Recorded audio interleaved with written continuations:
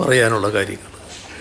വീട് എത്ര എണ്ണമാണെന്ന് കണക്കുണ്ടാക്കിയിട്ടുണ്ടോ? വീട് എത്ര വീടാണ് നിർമ്മിക്കുന്നത് ടോട്ടലി, എത്ര യൂണിറ്റ്? അതോടൊപ്പം തന്നെ ഈ നെടുമ്പാലയിലൊക്കെ ഈ ലയങ്ങളുണ്ടല്ലോ, പാടികളുണ്ടല്ലോ, അവിടങ്ങളിൽ താമസിച്ചവരുടെ റീഹാബിലിറ്റേഷൻ ഇതിനൊപ്പം പരിഗണിക്കുന്നുണ്ടോ? ഇവിടെ പുനരധിവാസം എന്നത് ദുരന്തത്തിനിരയായവരെയാണ്. ദുരന്തത്തിൽ വീട് നഷ്ടപ്പെട്ടവർ, പൂർണ്ണമായി തകർന്നു പോയവർ എല്ലാമുണ്ട്. അങ്ങനെയുള്ളതിനാണ് ആദ്യ മുൻഗണന.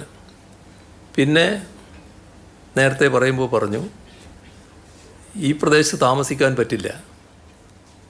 അപ്പോൾ അങ്ങനെയുള്ള പ്രദേശങ്ങളിലെ ആളുകളെ നമ്മൾ തന്നെ അവിടെ താമസിക്കരുതെന്ന് പറഞ്ഞ് ഒഴിവാക്കിയിട്ടുണ്ട്. അവർ ഇപ്പോൾ വാടക വീടുകളിൽ താമസിക്കുന്നുണ്ട്. അപ്പോൾ അവരെയും പരിഗണിക്കേണ്ടതായിട്ടുണ്ട്. ഈ രണ്ട് കൂട്ടരെ മാത്രമേ ഈ പുനരധിവാസ പ്രക്രിയയിൽ പരിഗണിക്കുന്ന പ്രശ്നമുള്ളൂ.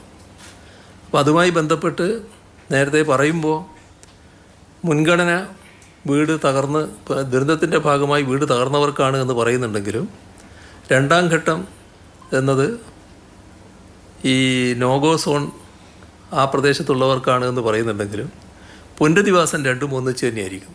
ആ വീട് നിർമ്മാണം ഒന്നിച്ച് തന്നെയാണ് നടത്തുക. ഈ ഓരോ പ്രദേശത്തും നിർമ്മിക്കുന്ന വീടുകളുടെ എണ്ണം നേരത്തെ ഇതിൻ്റെ പ്രസൻറ്റേഷൻ്റെ ഭാഗമായി നമ്മൾ കണ്ടു. അതിൽ കൃത്യമായ നമ്പർ ഇപ്പോൾ പറയാറായിട്ടില്ല. അത്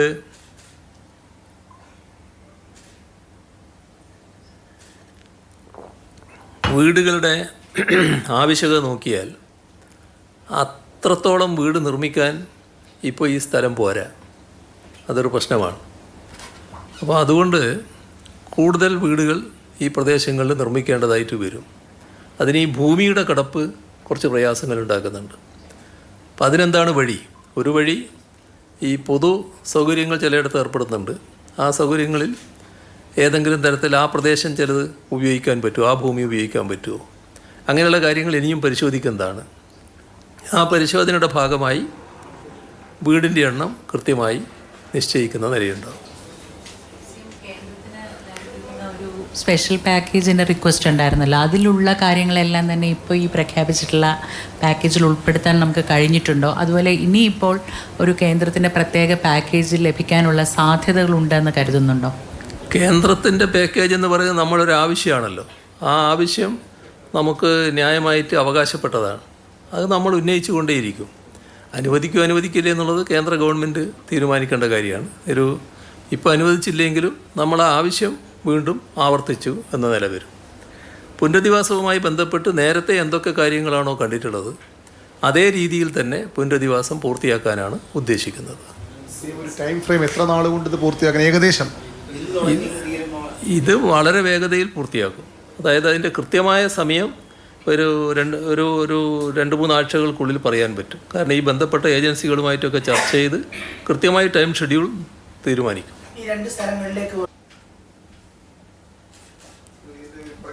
പ്രയോറിറ്റി അങ്ങ് പറഞ്ഞു. ഈ വീട് നഷ്ടപ്പെട്ടവരും താമസിക്കാൻ കഴിയാത്ത സ്ഥലങ്ങൾ ഉള്ള ആളുകളും, അതങ്ങനെ ഒരു പട്ടിക ഇപ്പോൾ തയ്യാറാക്കിയിട്ടുണ്ടോ നമ്മളൊരു കൃത്യമായൊരു? പിന്നെ ആ പട്ടികയൊക്കെ റെഡിയാണല്ലോ.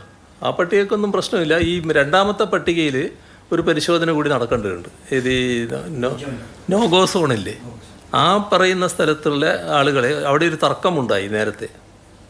അതായത് ഒരു വിദഗ്ധ സമിതി, ജോൺ മത്തായിയുടെ നേതൃത്വത്തിലുള്ള സമിതി അവിടെ പരിശോധന നടത്തി അടയാളപ്പെടുത്തിയിട്ടുണ്ട്. അത് അവർ കണ്ട ഭാഗം അടയാളപ്പെടുത്തണം. അതിന് പുറപ്പെട്ടപ്പോൾ അവിടെ ചില എതിർപ്പുകളുണ്ടായി. ദുരന്തമുഖത്ത് ഈ എതിർപ്പിൻ്റെ മുന്നിലൊന്നും വേറെ നിലപാട് സ്വീകരിക്കില്ലാലോ വേണ്ടത്. തൽക്കാലം അവിടെ നിൽക്കട്ടെ എന്ന് വെച്ച് അതങ്ങനെ ഉപേക്ഷിക്കാൻ കഴിയില്ലല്ലോ. ഇനി അത് അടയാളപ്പെടുത്താൻ പോവുകയാണ്. അപ്പോൾ ആ എതിർത്തവരോട് പറയാനുള്ളത് ഇനി എതിർക്കാൻ പുറപ്പെടേണ്ടെന്നാണ്. അത് അടയാളപ്പെടുത്തി ആ മേഖല ഏതാണോ, ആ മേഖലക്കൊക്കെ അകത്തുള്ള കുടുംബങ്ങൾ ഏതാണോ, ആ കുടുംബങ്ങൾക്ക് മാത്രമായിരിക്കും ഇതിന് അർഹത. അതിനപ്പുറത്തും ആളുകളുണ്ടാകാം, അവരാഗ്രഹിച്ചിട്ട് കാര്യമില്ല. അതിന് ആ മേഖലയിൽ താമസിക്കാൻ പറ്റില്ല എന്ന് മാത്രമേ ഉള്ളൂ. ആ കണക്ക് പെട്ടെന്ന് തന്നെ തീരുമാനിക്കും, ഇപ്പം തന്നെ തീരുമാനിക്കും. ഇതിൻ്റെ ഉടമസ്ഥാവകാശം തന്നെ കൊടുക്കുക അങ്ങനെ ഉടമസ്ഥാവകാശം അവരെ നേരത്തെ പറഞ്ഞല്ലോ, അവർ ഇവിടുന്ന് മാറിപ്പോയാലും ആ സ്ഥലമെല്ലാം അവരുടെ തന്നെയായിരിക്കും. അവരുടെ ഉടമസ്ഥാവകാശം അവർക്ക് തന്നെയായിരിക്കും. ടൗൺഷിപ്പ് വരുന്ന പുതിയ ടൗൺഷിപ്പിൻ്റെതും ഉടമസ്ഥാവകാശം അവർക്കുണ്ടാവും. പക്ഷേ ഒരു കാര്യം മാത്രം, അത് ഇപ്പോൾ തീരുമാനിച്ചിട്ടില്ല, എന്നാൽ തീരുമാനിക്കാൻ പോകുന്ന കാര്യമാണ്. അതായത് നമ്മുടെ നാട്ടിൽ നമുക്കെല്ലാം അറിയാമല്ലോ, ചില ഘട്ടത്തിൽ ഈ ചില ആവശ്യങ്ങൾ വെച്ചങ്ങ് ചില ആവശ്യങ്ങൾ വെച്ച് വിൽപ്പനക്ക് തയ്യാറാവുമല്ലോ. അങ്ങനെ ആ വിൽപ്പന പിന്നെ പെട്ടെന്ന് പ്രോത്സാഹിപ്പിക്കാൻ പറ്റില്ല. അതിനൊരു സാധാരണ ചില നിബന്ധനകൾ വരുമല്ലോ, അതുമാത്രം. ബാക്കി എല്ലാ ഉടമസ്ഥാവകാശവും അവർക്കുണ്ടാവും.